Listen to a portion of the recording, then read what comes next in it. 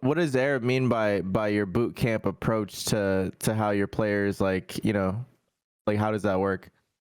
Yeah, so I mean, I've been working in esports for 8-9 years now. I've been primarily working as an event organizer in Norway. I worked alongside some big brands like Red Bull and Blizzard Entertainment. I hosted some majors here in Norway with Hearthstone. So for me, it has always been about the physical aspect of competition that I loved, like the lawns, the experience, the vibes and everything. And I kind of wanted to. It was one of the reasons why I started BL, because I wanted to be on the player side of that.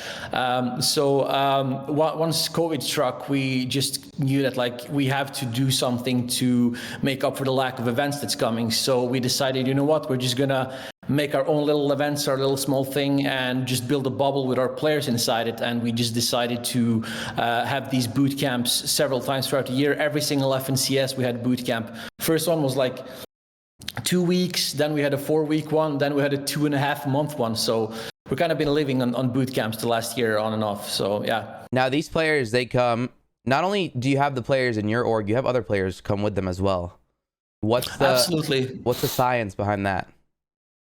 So in general, it's been like primarily we wanted the duos or trios of the players to be able to come and have the same opportunities as our players have. And most importantly, like when we do have these boot camps, we prioritize a lot of the health aspect of the mental aspect of being a team. So nutrition, sleep schedule, so all these kind of things. And we felt like, well, if we just have our player doing this and he has a trio who just has the shittiest sleep schedule and they just have the worst lifestyles, I don't know if we can really win. We have a limitation of no matter how much we put into our player, we don't have control of the two players. So we decided, you know what, let's just let them come here, let them be a part of the team, of the vibes, like let them feel it for themselves. So if they want to be a part of it, they can stay here. If they don't, they can go home. So that was the original plan. And then we kind of started getting friends in the scene, like other players. And we had this facility here in Warsaw, Poland, which is tons of space. And we're like, you know what, if some friends want to come and we have space, just let them come out, and it's going to be fun. It's good for the content. It's good for the atmosphere to have your friends nearby. So we had players outside of the team as well.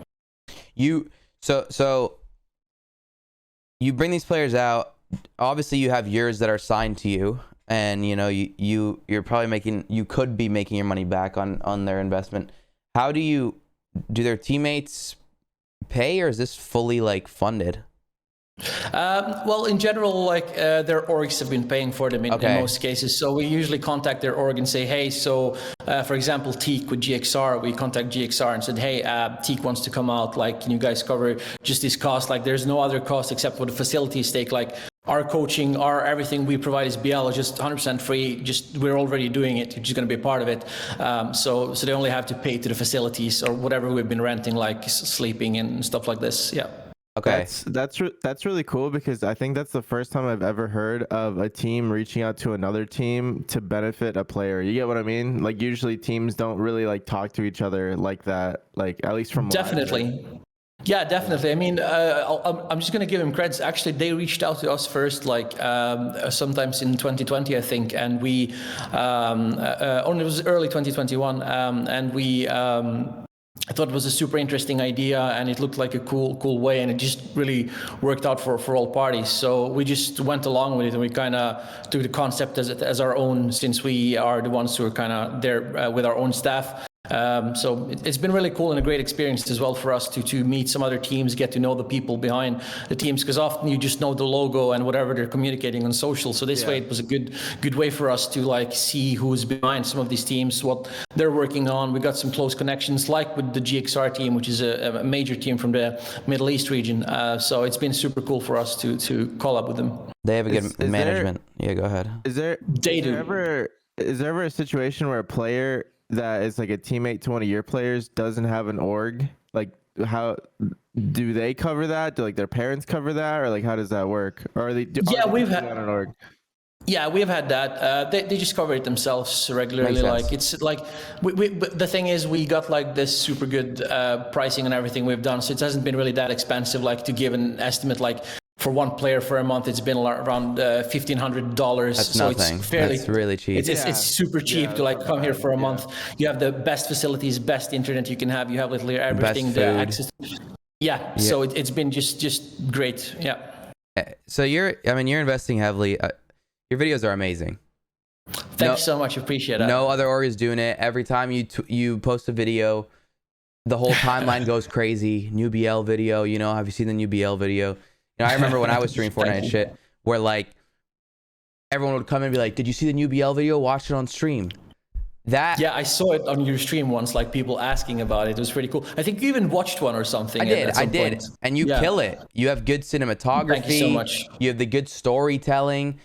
These videos that you do, you don't just film them over a week or a day. Sometimes they're months. Oh, definitely not. Yeah, Sorry, go ahead. Yeah, it's a huge process. No, it's a huge process. It takes a lot of time. Like, it's me and one other guy who basically do everything content-wise. That was one of the reasons that I wanted to, like, one of my visions with Become Legends is like, Become Legends is not really like a name. It's kind of something you aspire to. You're like, who the fuck is a legend? What is a legend? And for us to call ourselves legends for winning a Fortnite tournament, that's kind of a cunty move, you know. Fucking Kobe is a legend, Jordan is a legend. We're not legends, but it is something that I wanted the kids, you know, to have as a goal, like over a long time term. So we knew like the thing that we want to do is create storytelling around this. We want to show these zero to hero stories of these players who are literally nobodies, take them in under this umbrella and develop them and work with them. And we want to just show how it works, like 100% raw, unfiltered. Sometimes we're going to win, often we're going to lose as well. We just want to show it, like not just this bullshit lens that just glorifies the entire thing. We just want to show every single aspect of it. And that's kind of the philosophy behind the entire content production that we have. Yeah, I mean, go ahead. That's really cool because I feel like a lot of people that watch esports, they get really into the stories, into the legacy of a player. You know what I mean? And I think that's really what sucks people in, and you create fans that way. That's why, like, I think people were complaining that Fortnite didn't include any sort of like team, you know. They just never let teams really be a part of the, like in World Cup, like you couldn't wear your team you know, jersey or whatever, and people were saying that that's not cool because in other esports, like the rivalries were always like what people followed, like, yeah, like this is my favorite player on my favorite team against their like arch rivals. Like Fortnite didn't really have that like officially, so it's cool that you're building that like individually, you know what I mean? And absolutely.